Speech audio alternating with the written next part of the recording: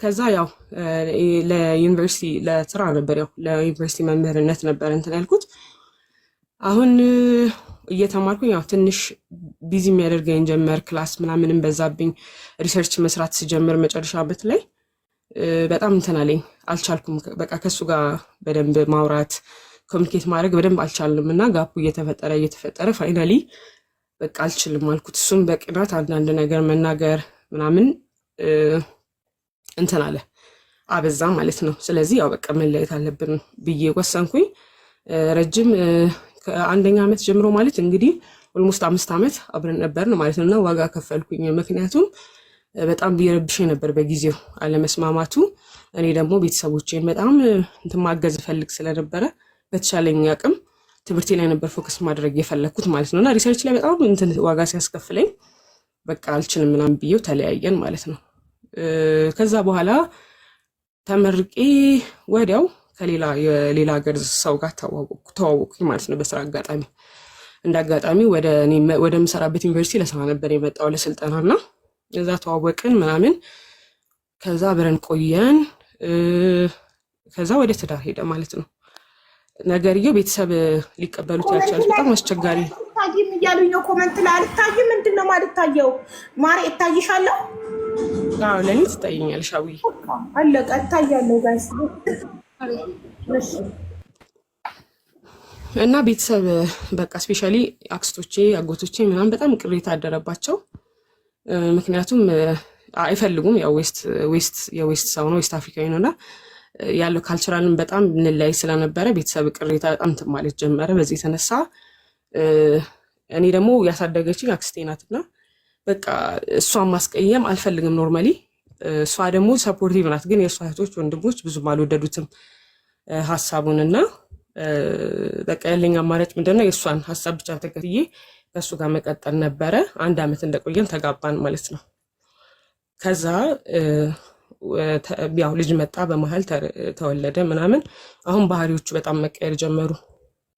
በጣም በቃ ማለት ቶታሊ የማላውቀውን ሰው ነው የሆነው እና ቤተሰብም መናገር አልቻልኩኝም ይሄንን ነገር ማለት ነው። ምክንያቱም ብዙ የተቃወሙ ሰዎች ስለነበሩ የኔን ሁኔታ። አሁን ይሄንን ነገር ማድረግ ከሆነ እኔ ላይም ጫና ይመጣል። ያሳደገችኝ ዋጋ ከፍላ ያሳደገችኝ አክስቴ ላይም ትልቅ እንትን እንደሚመጣ አውቄያለሁና ችዬ 1 ዓመት ምናምን አብሬው መኖር ነበረብኝና ያየኋቸውን ነገሮች በሆዴ ይዤ ዝም ብዬ መኖር ጀመርኩኝ። ፋይናሊ የመጨረሻ በጣም በቃ እንትን ያለኝ ሰፈራቸው ስጠረጥር በስልክ ምናምን ሳያቸው የነበሩትን ነገሮች በአይኔ ኖቲስ ማድረግ ቻልኩኝ ማለት ነው። ማለትም ቺት ሲያደርግ ያስኩት እኔ ቤተሰብ ጋር ሄጄ በዛ መሀል ማለት ነው።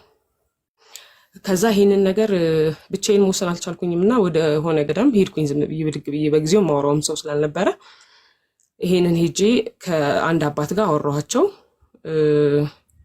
ከዛ እሳቸው ምንድነው ያሉት በቃ ማለት የነበረው ነገር ምንድነው እኔ በጣም ቤተክርስቲያን ውስጥ የነበረኝ አታችመንት ትልቅ ስለነበረ ዝም ብዬ አክሰፕት አድርጌ እንድኖር በይቅርታ እንትን እንደለው በእርግጥ እንደሚፈቅድልኝ ፍቺም ቢሆን እንደሚፈቅድልኝ ነበረ። ነገር ግን በቃ ትንሽ ቻዩ የሚል ነገር ነበርና እሺ ብዬ ይቅርታ አድርጌለት አብረን መኖር ድጋሚ ጀመርን ማለት ነው።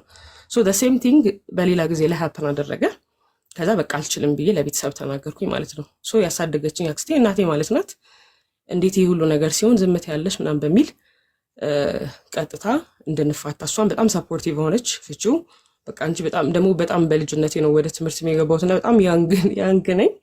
ሶ በቃ ምንም አንቺ በጣም ቻንስሽን በዚህ እንትን ማለት የለብሽም፣ ብቻሽንም ልጅሽንም ማሳደግ ትችላለሽ ምናምን የሚለው ነገር መጣ።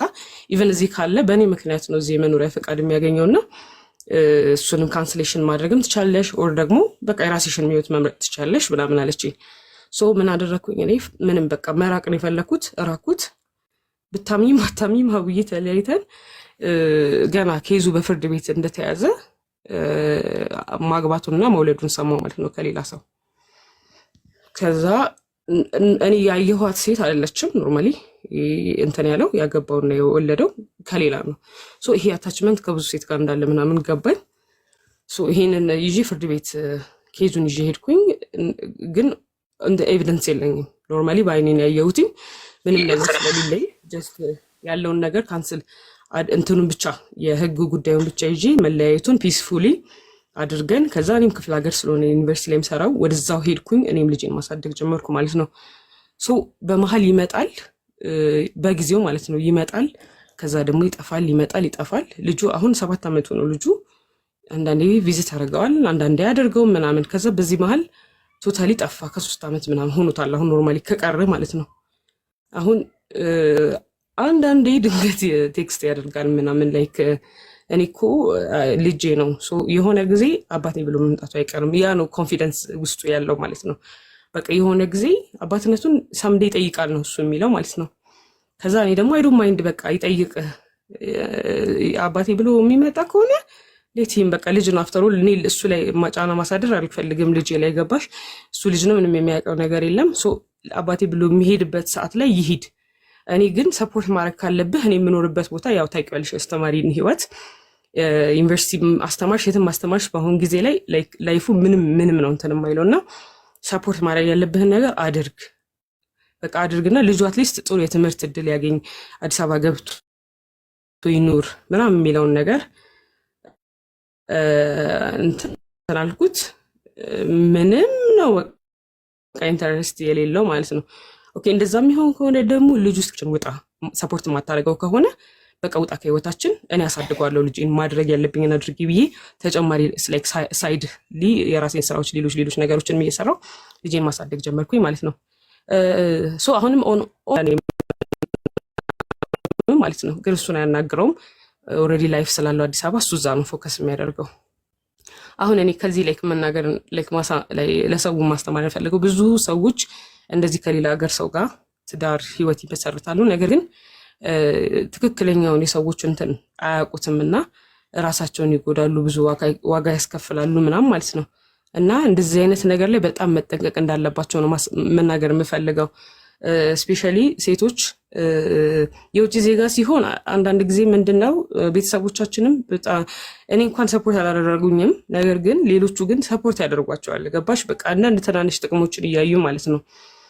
እና በጣም እንዳትሸወዱ። ስፔሻሊ ከሌላ ከአፍሪካ ሀገር የሚመጡ ሰዎች ደርሶ ሀርትለስ በቃ ምንም አያስቡም ለሰው ፕላስ ላይፋችሁን ሜዝረብል ነው የሚያደርጉት። እኔ ያንን የምወደው ልጅ ጋር የተለያየሁት በተወሰነ ነገር ገባሽ። እኛ ሴቶች ላይክ በጣም አለርት እና ለጆሮአችን በጣም ቦታ እንሰጣለን። አጠገባችን ላለ ሰው ልባችን እንትን ይላልና የተሸወድኩት ያኔ ነው። ያንን ልጅ ትንሽ መታገስና ትንሽ እንትን ማድረግ እችል ነበረ፣ ግን ያ አይደለም ገባሽ። ያንን ነገር ማድረግ ያልቻልኩበት የራሱ ምክንያቶች አሉ። ለዛም ሪግሬት አላደርግም። ለዚህኛውም ደግሞ ለሌሎቹ ነው እንጂ እኔ አሁን ላይ እኔ ራሴን ሰፖርት አድርጌ መኖር የምችል ሰው ነኝ። ግን እንደዚህ እንዳትሸወዱ ማለት ስለምፈልግ ብቻ ነው። ፕላስ ከኋላቸው ምን እንዳለ አታውቁም፣ ምን አይነት ሜንታሊ አፌክት ያደርጋሉ። በሱ ምክንያት ፍርድ ቤት ሲሄድ ብዙ በእንደዚህ አይነት ጉዳይ የተጎዱ ሴቶችን ለማግኘት ያለው አብዬ አታምኝም ማለት ነው። በጣም ብዙ ሴቶች ያለቅሳሉ በጣም ማለት ነው። እና ችለው ነው የሚኖሩት። በቃ ሂዱ ምናምን ማለት አይችሉም። ምክንያቱም ልጆች አሉ እዚህ ጋር የሌላ ሀገር ዜጎች፣ እነሱ የመጀመሪያ ሲቲዝን ናቸው ሀገራችን ላይ ማለት ነው። እንደዛ ነው እየኖሩ ያሉት።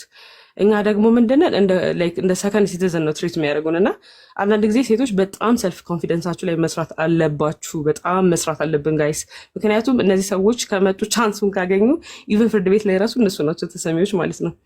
እንደዚህ አይነት ነገር ላይ ራሳችንን ላይክ ስታንድ ኖሮን በጣም ፋይት ማድረግ ይኖርብናል ለማለት ስለፈለኩኝ ነው። አቡዬ አመሰግናለሁ። ትክክል፣ በጣም ጥሩ። ሴቶች ጠንካራ መሆን አለብን። መብታችንን ማስከበር አለብን። መብታችንን ማወቅ አለብን። ዋጋ ማለት መቻል አለብን። ለራሳችን መቆም ኖ ማለት፣ በደልን ኖ ማለት፣ መብታችንን ዋጋችንን ማወቅ፣ ራሳችንን መውደድ፣ ራሳችንን ማስቀደም